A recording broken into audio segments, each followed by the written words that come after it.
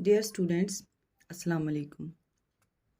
میں نے آپ لوگوں کو سورۃ الانفال کے رکوع نمبر 1 کی آیات کا ترجمہ اور اس کا مفہوم اپنے پچھلے لیکچر میں بتایا۔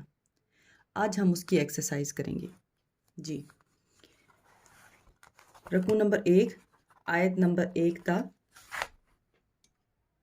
10۔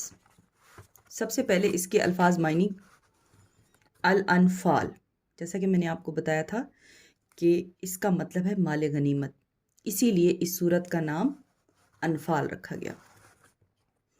اصلحوا ذات بینکم، اصلحوا صلح رکھو، درست رکھو، ذات بینکم ایک دوسرے کے ساتھ، آپس میں، اصلحوا ذات بینکم آپس میں ایک دوسرے کے ساتھ اپنے تعلقات درست رکھو یا آپس میں صلح رکھو۔ واجلت، ڈر جاتے ہیں۔ ہم نے آیت پڑھی تھی نا کہ جب ان کے سامنے اللہ کا ذکر کیا جاتا ہے تو ان کے دل ڈر جاتے ہیں۔ واجلت قلوبکم، ان کے دل ڈر جاتے ہیں۔ کارہون، کارہون کوئی چیز ناپسند ہونا، کوئی چیز اچھی نہ لگنا، ناگواری محسوس کرنا۔ یساکون، وہ ہانکے جاتے ہیں، جیسے بھیڑ بکریوں کو ہانکا جاتا ہے نا، کہ بس یعنی کہ پیچھے سے آواز لگائی جاتی ہے اور وہ آگے آگے دوڑتے ہیں اور پیچھے ان کو جو ہے نا چلانے والا ان کو ہانکتا ہے۔ یساکون، وہ ہانکے جاتے ہیں۔ اہدا، اہدا کا مطلب ہے ایک، اور یہ مؤنث کے لیے استعمال ہوتا ہے۔ دابرہ، جڑ۔ تستغیثون، تم فریاد کرتے ہو۔ تستغیثون میں جو تا ہے وہ ہے تم، تستغیثون فریاد کرتے ہو۔ مردفین، لگاتار آنے والے، مسلسل آنے والے، آگے پیچھے آنے والے۔ غیر ذات الشوکتی، غیر بغیر، ذات الشوکتی کیل کانٹے کے، بغیر کیل کانٹے کے، یعنی کہ بغیر اسلحے اور بغیر قوت کے۔ یہ لفظ ابو سفیان کے گروہ کے لیے استعمال کیا گیا، ٹھیک ہے۔ اس کے بعد تمارین میں سوال نمبر 1 ہے، اس سبق میں مومنوں کی کیا صفات بیان کی گئی ہیں؟ جی، سوال نمبر 1 کا جواب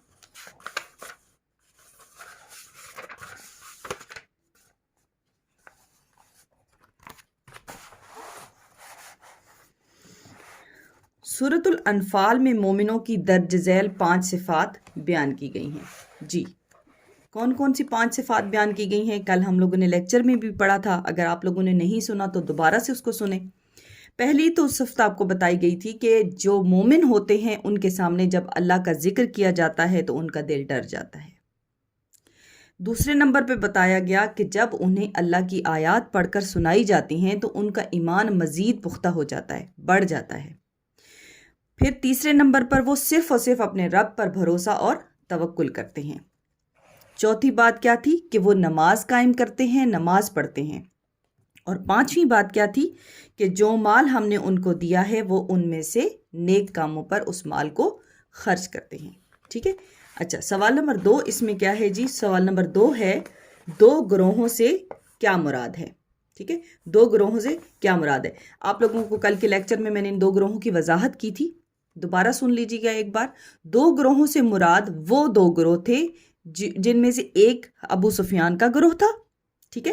پہلا گروہ ابو سفیان کا تجارتی قافلہ جو شام سے مکہ واپس آ رہا تھا۔ آپ کو بتایا تھا نا کہ مسلمانوں کو اطلاع ملی کہ شام سے جو ہے وہ تجارت کا جو قافلہ ہے وہ لے کر ابو سفیان آ رہے ہیں، تو آدھے مسلمانوں کی یہ خواہش تھی کہ ابو سفیان کے قافلے کے سامنے جا کے ان کو روکا جائے، ان کے ساتھ لڑا جائے اور ان سے مال غنیمت حاصل کیا جائے، ٹھیک ہے۔ اور دوسرے گروہ سے مراد ابو جہل کا گروہ تھا، ٹھیک ہے۔ دوسرے گروہ سے مراد ابو جہل کا گروہ تھا جو کہ مسلمانوں کے ساتھ جنگ کی نیت سے مکہ سے مدینہ آ رہا تھا لشکر کے ساتھ، ٹھیک ہے۔ اور آپ سب کو پتہ ہے کہ جو ابو جہل تھا وہ مسلمانوں کا بہت بڑا دشمن تھا۔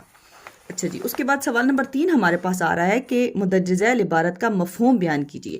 سب سے پہلی جو آیت ہے وہ ہے فاتقوا اللہ واصلحوا ذات بینکم۔ ابھی میں نے آپ کو پہلے بتایا واصلحوا ذات بینکم کا مطلب ہے آپس میں صلح رکھو، ٹھیک ہے۔ تو فاتقوا اللہ، پس ڈرو اللہ سے، پس ڈرو اللہ اللہ سے، و اسلحو اور صلح رکھو، ذات بینکم ایک دوسرے کے درمیان، یعنی کہ آپس میں.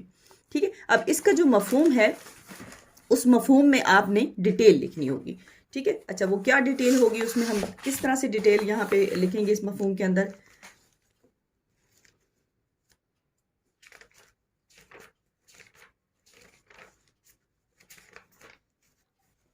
جی سب سے پہلی ہماری جو اس میں بات ہم نے لکھنی ہے وہ ہوگی اللہ سے ڈرنا.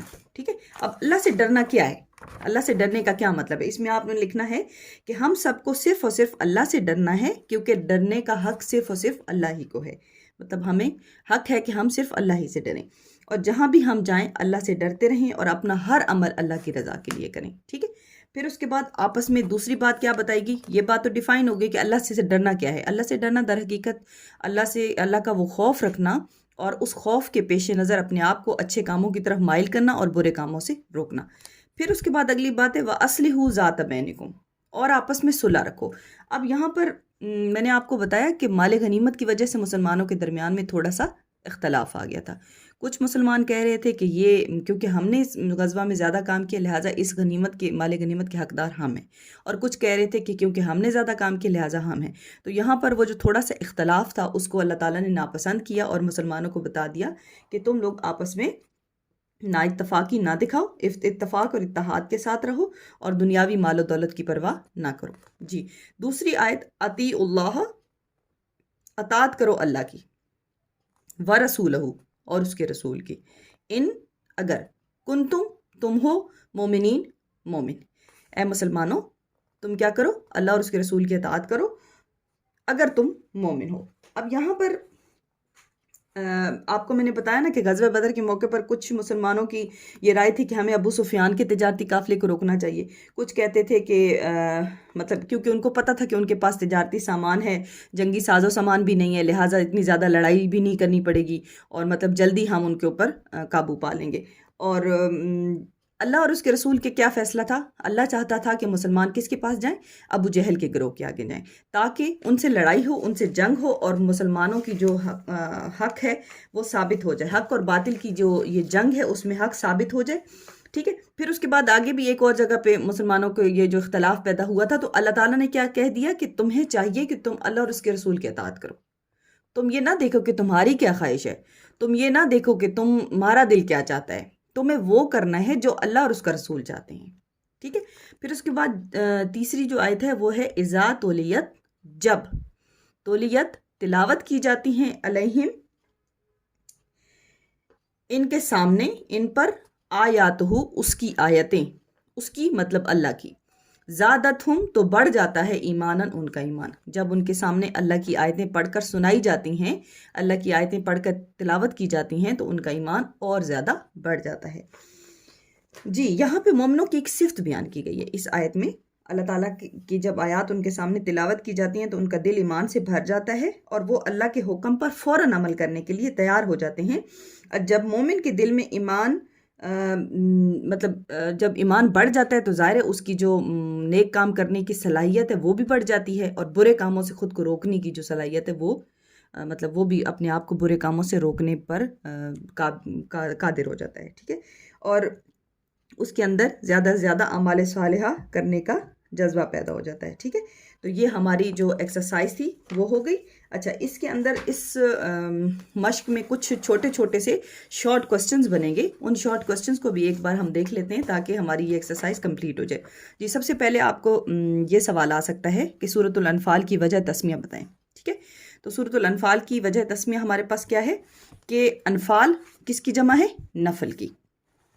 اور نفل کے کیا معنی ہے؟ مال غنیمت. اب سورۃ الانفال میں کیونکہ مال غنیمت کی تقسیم کے احکامات بیان کیے گئے ہیں لہٰذا اسی وجہ سے اس کا نام سورۃ الانفال رکھا گیا. اچھا اس کے بعد اگلا جو ہمارا شارٹ کوسچن اس حوالے سے بنے گا وہ کیا ہے جی؟ وہ یہ ہے کہ سورۃ الانفال کب نازل ہوئی؟ میں نے آپ لوگوں کو بتایا تھا کہ سورۃ الانفال 2 ہجری میں نازل ہوئی. کس وقت؟ غزوہ بدر کے بعد. سورۃ الانفال میں کتنی آیات ہیں، کتنے رکوع ہیں؟ سورۃ الانفال میں 75 آیات ہیں اور 10 رکوع ہیں. سورۃ الانفال کا نام اس سورت کی کس آیت سے لیا گیا ہے؟ جی اس کا نام سورۃ الانفال کی پہلی آیت سے لیا گیا. آپ لوگوں نے دیکھا کہ پہلی ہی آیت میں اللہ تعالیٰ نے مال غنیمت کے حوالے سے بتا دیا کہ ان سے کہہ دو جو تم سے مال غنیمت کے بارے میں سوال کرتے ہیں کہ مال غنیمت اللہ اور اس کے رسول کا ہے. اچھا غزوہ بدر کب پیش آیا؟ غزوہ بدر 17 رمضان المبارک 2 ہجری کو پیش آیا. ٹھیک ہے. اچھا اللہ تعالیٰ کا ابو جہل کے لشکر کو مسلمانوں کے ساتھ مقابلہ کرنے کا مقصد کیا تھا؟ وہ مقصد یہ تھا کہ اللہ تعالیٰ چاہتے تھے کہ حق اور باطل کے درمیان فرق ہو جائے. اچھا غزوہ بدر کے حوالے سے آگے مزید جو ہمارے سوالات ہیں وہ اگلے رکوع میں بن رہے ہیں، وہ پھر انشاءاللہ ہم اس کے حوالے سے آگے ساتھ ساتھ کرتے جائیں گے. ٹھیک ہے. اصلح ذات بینکم کا ترجمہ کیا ہوگا؟ آپس میں صلح رکھو. ٹھیک ہے جی. اچھا مومنوں کی ایک جماعت بدر کی لڑائی کے لیے کیوں ناخوش تھی؟ اس کا جواب یہ ہے کہ غزوہ بدر کے موقع پر مومنوں نے اپنے مقابلے میں جب اپنے سے کئی گنا زیادہ طاقتور لشکر دیکھا جو مکہ سے ابو جہل کی کمان میں مسلمانوں سے لڑنے کے لیے آ رہا تھا، تو اس کی وجہ سے مسلمانوں کی ایک جماعت جو ہے وہ ناخوش تھی. وہ چاہتی تھی کہ وہ ابو سفیان کے جو لشکر ہے یا ابو سفیان کا جو گروہ ہے اس کا مقابلہ کریں تاکہ ان کو زیادہ جو ہے وہ جنگ کی صورتحال کا سامنا نہ کرنا پڑے. ٹھیک ہے جی. یہ ہمارا پہلا رکوع اور اس کی ایکسرسائز جو ہے وہ ختم ہو گئی. اس میں شارٹ کوسچنز بھی ہم نے کور کیے، الفاظ معنی بھی کور کیے، لانگ کوسچنز بھی کور کیے، اور ساتھ میں ہم نے آیات کا ترجمہ اور اس کی جو لاسٹ میں دی ہوئی 3 آیات تھیں ان کا ترجمہ اور ان کا مفہوم بھی ہم نے بیان کیا. آپ کے بورڈ کے پیپر میں جو سوالات ہیں یہ شارٹ کوسچنز میں آتے ہیں. ٹھیک ہے. ان شارٹ کوسچنز میں آپ نے اس کو فیڈرل بورڈ والے جو اسٹوڈنٹس ہیں انہوں نے کانسیپچول لکھنا ہوتا ہے. بس آپ نے اس کانسیپٹ کو اپنے جو ہے وہ مدعا جو ہے وہ مختصراً بیان کرنا ہوتا ہے کیونکہ یہ 2 نمبر کا سوال ہوتا ہے. ٹھیک ہے.